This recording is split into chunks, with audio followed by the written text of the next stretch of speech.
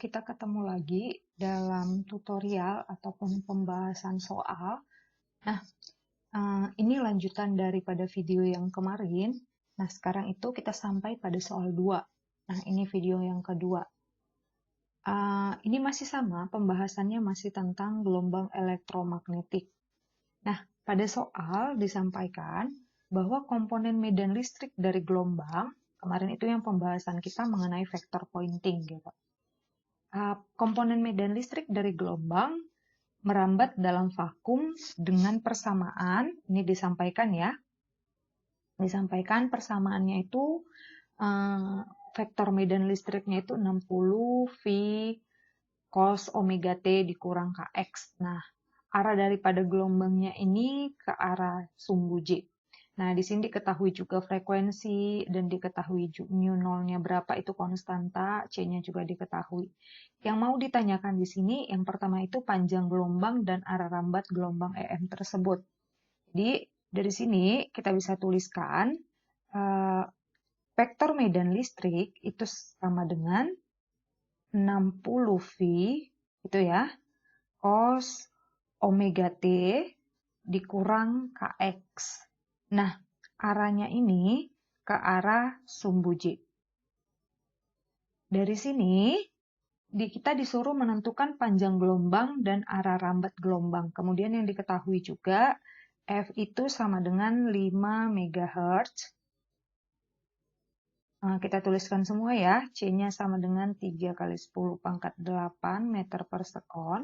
Dan yang satu lagi itu mu 0 sama dengan 4 V kali 10 pangkat min 7 Tesla meter per ampere. Nah, kita jawab satu-satu. Yang pertama itu panjang gelombang dan arah rambat gelombang EM tersebut. Berarti yang ditanya panjang gelombang dan arah rambat. Nah, untuk menentukan panjang gelombang, kita perlu lihat persamaan daripada medan listriknya. Persamaan medan listrik itu sama dengan E, vektor E itu sama dengan E maksimum, gitu ya, cos omega T, ini persamaan umumnya, dikurang atau plus minus Kx. Nah, di sini, nanti di sini arah daripada, misalnya ini arah J, arah daripada medan listriknya. Nah, di sini kita disuruh menanyakan panjang gelombang, seperti itu. Dari persamaan yang ada, di sini ya, dari persamaan yang ada, untuk menentukan panjang gelombang, diketahui di mana panjang gelombang itu sama dengan panjang atau kecepatan cahaya dibagi dengan frekuensi. Atau ingat nggak ketika dulu E sama dengan HC per lambda? Ingat nggak? Ini sama dengan H dikali frekuensi, di mana frekuensi itu sama dengan C per lambda. Nah, dari sini kita bisa dapatkan C per lambdanya itu sama dengan C per frekuensi. C-nya itu 3 kali 10 pangkat 8, per frekuensinya itu 5 MHz, gitu ya, 5 kali 10 pangkat 6, berarti ini sama dengan sekitar 60 meter. Oke. Nah, dari sini berdasarkan fungsi gelombang yang ini tadi, fungsi gelombang daripada medan listriknya yang di atas, di mana dari sukunya ini, gitu ya, dari sukunya ini menunjukkan gelombang merambat pada sumbu X positif. Nah, ini bisa juga kita lihat seperti ini. Jadi, arah daripada gelombangnya itu, jadi medan listriknya itu ke arah sumbu J, ke arah vektor J, berarti ke arah sumbu Y, gitu ya. Nah, kalau medan listrik ke arah sumbu J, berarti nanti vektornya ini ya, berarti ini vektor medan listrik ke arah sumbu Y, di mana medan listrik itu tegak lurus dengan medan magnet. Gitu kan ya? Nah, vektor medan magnetnya ke arah sini. Berarti ke arah Z. Gitu ya. medan magnetnya ke arah Z. Berarti arah pada gelombangnya itu searah sumbu X. Oke, berarti arah rambat itu sumbu X. Nah, yang selanjutnya kita disuruh menentukan daripada gelombang, sebentar. Kita disuruh menentukan daripada amplitudo ataupun komponen medan magnet dari gelombang EM. Untuk menentukan komponen medan magnetnya ini, yang pertama harus kita tentukan itu adalah amplitudo daripada medan magnetnya terlebih dahulu harus kita tentukan. Oke, yang selanjutnya, yang kedua itu ditanya komponen medan magnetnya. Untuk menentukan komponen medan magnet, maka kita akan menentukan amplitudonya. Jadi, dari sini kita bisa dapatkan di mana kita dapatkan persamaannya, di mana medan listrik maksimum itu sama dengan C, itu sebanding dengan C dikali medan magnet maksimum. Nah, kita disuruh untuk menentukan medan magnet maksimumnya. Nah, medan magnet maksimum itu berarti sama dengan medan listrik maksimum per C. Berarti ini medan magnet maksimumnya itu tadi sesuai dengan persamaannya. Bentar. Sesuai dengan persamaannya. Kita dapatkan 60V gitu ya. Berarti 60V per C. Oke. Nah, ini kita dapatkan 2V dikali 10 pangkat min 7 Tesla. Nah, dari sini kita bisa lihat, gitu, kita bisa tentukan daripada medan magnet, komponen medan magnetnya. Berarti komponen medan magnet sama dengan medan magnet maksimum, gitu ya. Persamaannya sama aja, cos omega T dikurang Kx, gitu. Nah, sekarang harus kita tentukan arah daripada medan magnet maksimumnya. Tadi dari sini, arah medan magnetnya itu ke arah mana? Ke arah sumbu Z. Gitu ya.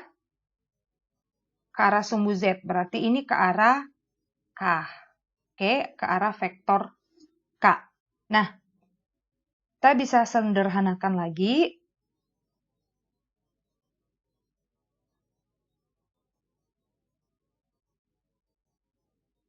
Kita bisa sederhanakan. Sebentar ya. Nah, kita bisa sederhanakan lagi. Berarti medan magnet maksimumnya itu tadi 2V kali 10 pangkat min 7 Tesla. Gitu ya. Cos omega T dikali omega T dikurang Kx. Nah, di sini kita cari lagi. Omega itu sama dengan 2VF. Nah, dari sini kita dapatkan 2V kali F-nya itu tadi 5 kali 10 pangkat 6. Gitu ya. Nah, ini sama dengan V kali 10 pangkat 7. Oke, radian per second. Nah, selanjutnya kita disuruh untuk menentukan K-nya. K itu sama dengan 2V per lambda. Berarti sama dengan 2V per lambda. Lambdanya tadi 60 meter gitu ya. Berarti 2V per 60 gitu. Berarti ini sama dengan V per 30. Ya kan? Meter pangkat min 1. Oke? Nah, berarti di sini bisa kita masukkan omega T-nya itu sama dengan V kali 10 pangkat 7T dikurang Kx-nya itu sama dengan V per 30 kali, ya V per 30 X. Nah, arahnya itu terhadap vektor K. Oke? Nah, yang terakhir ya, atau ada lagi? Oh, enggak. Yang selanjutnya, yang disuruh kita mencari itu intensitas daripada gelombangnya. Nah, untuk menentukan intensitas daripada gelombangnya, saya scroll ke bawah ya. Untuk menentukan yang C itu, menentukan intensitas daripada gelombangnya. Intensitas itu diperoleh nanti bisa dilihat persamaannya, itu sebanding dengan setengah dikali C, epsilon 0, medan listrik maksimumnya. Jadi ini ketika saya sederhanakan, bisa kita tuliskan, ini 10 pangkat 8, ini konstanta ya, 85 kali 10 pangkat min 12, ini medan listrik maksimumnya itu tadi 60 V, gitu ya, ini kuadrat. Nah, nanti kamu bisa cari, ini sama dengan 47, sekitar situ 17 watt per meter kuadrat. Nah, dari sini kita disuruh juga untuk menentukan, yang terakhir itu daya rata-rata yang diberikan gelombang pada permukaan seluas 2 meter kuadrat. Itu ya, daya rata-rata yang diberikan gelombang permukaannya. Jadi, berarti A-nya itu sama dengan 2 meter kuadrat. Nah, ditanya daya rata-rata. Persamaan daya itu sama dengan intensitas dikali luas permukaan. Oke? Nah, berarti intensitasnya tadi kita sudah dapat 47,17 gitu ya, watt per meter kuadrat dikali daripada 2 meter kuadrat. Oke? Ini nanti kita dapatkan berarti dayanya sekitar 94,34 watt. Oke? Nah, demikian untuk pembahasan kita. Jadi, untuk pembahasan seluruhnya persoalan ataupun soal latihan yang nomor 2 gitu. Nah, untuk selanjutnya akan ada video untuk soal nomor 3 dan seterusnya. Oke, terima kasih.